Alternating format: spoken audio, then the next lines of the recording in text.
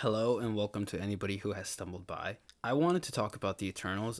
I really liked the Eternals. I know a lot of people did not like the Eternals, but I did want to talk about it today and explain why I think the Eternals is a great Marvel movie, and it's just a great movie in general, just to watch and have fun. I guess there's because it is a Marvel movie. I don't think there's much deep value in it, but I do think it's a good movie, and I think it being a Marvel movie shouldn't discredit it. I will say it unfortunately suffers from a lot of the tropes that a lot of Marvel movies have suffered from, and that's giant CGI fight fests, which we've all come to expect. But I do believe that the Eternals has something special that makes it work, and it only works for the characters, them being literally eternal beings that have been around since almost the dawn of man. And I think that what makes it special is the emotion behind every character. So I will be talking about other movies too. So spoilers with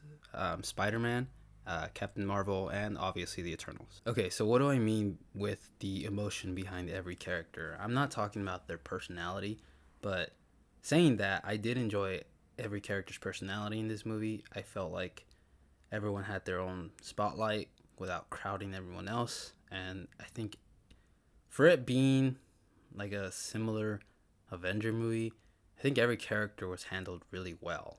But I'm talking about the emotion that every character experienced throughout the movie and throughout their own lives.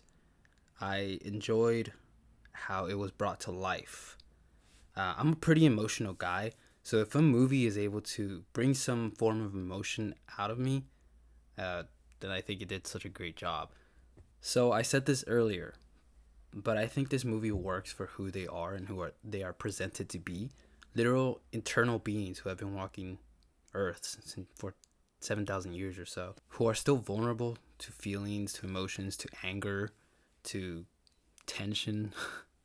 And I think one of the first and best examples of this is at the top of the pyramid scene, where tensions are high between the Eternals, where they contemplate on erasing Thena's memories, and Druig, personally my favorite character, he gets fed up with everything, and honestly, who wouldn't?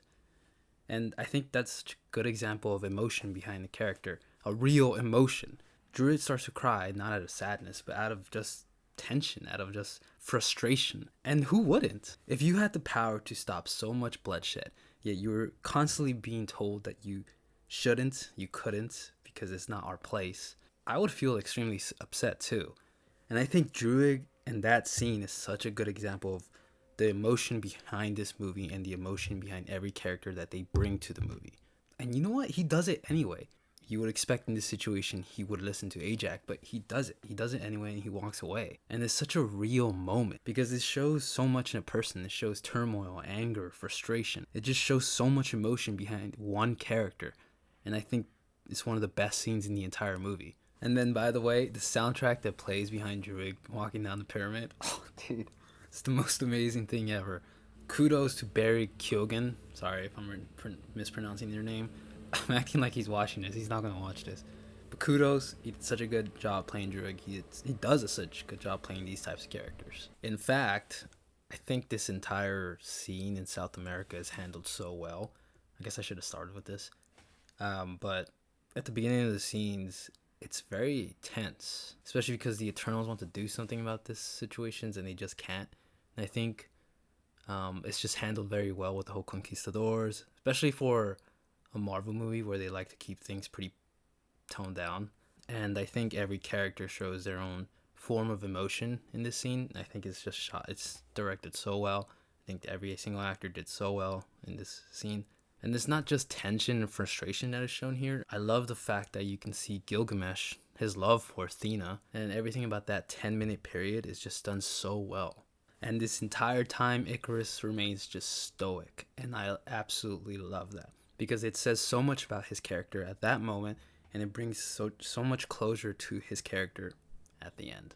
I do wonder how this movie was handled on the inside because this movie seems to have an identity issue. It seems like it wants to be one thing and then another. There is a lack of that, quippy Marvel humor. I mean, it's still there, but there does seem to be a lack of it. And so I wonder how this movie was handled. I do enjoy a lot of the humor in the movie. It is funny. And by the way, can I talk about the Alpha Deviant or whatever he's called? Is nobody going to point out that he looks very much like Ultron? That was my biggest gripe with the first time watching this movie. And it's like, can they not design a different monster type being? It looks too much like Ultron. It just took me out of the movie too much. And it's just, I don't know. I think the movie would have been fine without the Alpha Deviant or whatever. I also really like this cool family-like dynamic that they have. I mean, I know that the idea of the movie is that they're all family, but there are plenty of movies that just don't express that correctly, and I think this movie it did a good job in making them feel like they're all family. But I think what really sold me on this idea of the emotion behind every Eternal, it is when it is revealed that Ikaris caused the death of Ajak. This scene in particular actually sold me on this idea and actually sold me on the movie the first time watching it, because, you know, the entire time when he killed her, when it was revealed to the other Eternals that he betrayed them, he was crying. He was regretful of his actions. And you usually don't see that. And it's such a great thing to see. It's so refreshing. I think Richard Madden does such a good job in playing Ikaris. He does such a good job in being stoic when he needs to be stoic. But when he needs to show emotion behind his eyes, he absolutely brings it. And it's such a good thing to see. It's very akin to when Thanos actually killed Gamora for the Soul Stone. I think it's done so much more well because, you know, he's not a giant purple CGI spaceman. And in that particular scene, when it's revealed to the other Eternals that he betrayed them, they're all crying. Because they all feel betrayed and they all feel frustrated. And it's such a real scene. And it's not something you see in particular in Marvel movies. You don't see everyone in the room start to cry. And it's like, yeah, man, like I would be crying too. But it brings another layer to that movie, and it really sets up the final fight that they all have and how they all feel for each other. And I'm not saying this in a way that a movie needs to be hyper realistic for it to be great. I'm trying to make this seem like a compliment. So, spoilers for Spider-Man, by the way. But in Spider-Man No Way Home, there were plenty of moments. In particular, the scene when it's revealed that Norman, you know, the spider sense, that scene was dope. But if I were Peter at that moment, I might be tearing up, man, because I would feel betrayed. I'd be like, oh man, what's going on, man? I'm trying to help you guys, and then you guys are over here plotting my demise. I'm scared. My aunt's here, and I'm not saying crying's the answer to every scene, but sometimes stoicism just isn't the answer to everything. And I think that's one of the issues that people had with Captain Marvel. And nothing against Captain Marvel. I'm not trying to catch heat here. But again, stoicism just doesn't look right in every single scene. Emotion rounds out a character. And I think this is why Ikaris, Druig, Festos, they're such refreshing characters to see in the Eternals, because they feel more rounded out compared to like Captain Marvel. Okay, so now we get closer to the end of the movie. And can I just say, I love Makari. I think she's one of the coolest characters in the entire movie. And you know what? I'm going to catch heat here. I'm going to say it. I think Makari has done so much better than the Flash in almost every iteration. And this is coming from a mostly DC fanboy, but Makari has just done so well. The scene where Ikaris goes to reminisce about his actions, about his past, I just think is a very emotional scene where he thinks about his love for Sersi.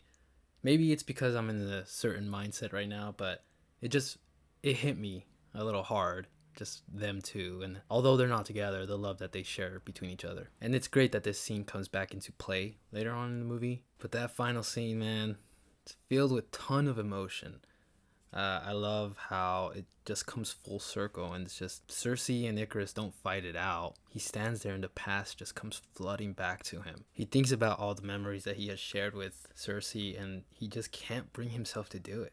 And you can see the emotion behind his eyes. Again, Richard Madden, good job. It shows all the memories that they shared. It even goes back to the first scene. Ikaris ends up not being able to complete his personal mission, and he just can't go through with it. And the scene where he's just crying both in the beginning and the end, it's pretty great. They end up hugging it out. Hugging it out. They end up having one last tender moment, and his resolution just ends there. Admittedly, I know he was the bad guy now. Well, I guess it's debatable if he is the bad guy, just like Thanos was. But admittedly, I was actually a little sad to see his character die off. I was hoping maybe he wouldn't get redeemed, but I was hoping I'd see him in another movie. He was probably one of the coolest Eternals, other than Makari, of course. So Chloe Zhao, good job. Once again, wasn't a fan of the whole deviant thing. Just, I thought it was Ultron. I don't know. Felt very hollow to me. Didn't ring anything. Wasn't even that cool. I mean, Athena was cool, but the whole deviant thing, yeah. I would say I'm excited for Chloe Zhao to come back and make an Eternals 2, but the movie didn't do well in the box office. And we all know how Disney likes to take control of things that didn't do well. So I don't really know what the future of the Eternals is going to look like. Obviously, we have the Eternals, the first one, and we can always go back and watch it. But I just wish that it was accepted a little bit more for being at least a little different. In the end, I think this movie was great, even with a 2-hour runtime. So thank you to anyone watching. I plan on making a little bit more. Please subscribe, and I'll see you later. Bye.